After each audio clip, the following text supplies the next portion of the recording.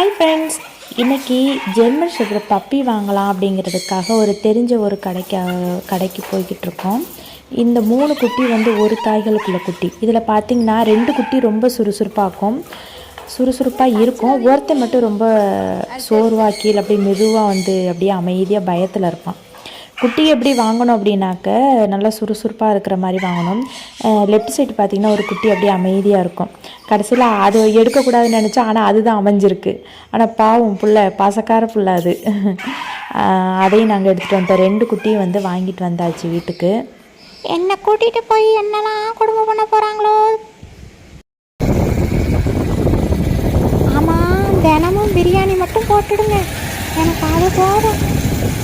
ஒரு குட்டியோட விலை பார்த்திங்கன்னா 6500 ரூபா. அவங்க இன்ஜெக்ஷன் எதுவும் போடலை, அதனால் இந்த விலை இல்லை. அப்படின்னா 8000 ரூபா 10,000 ரூபா கிட்ட ரேட்டு வரும். பாய்.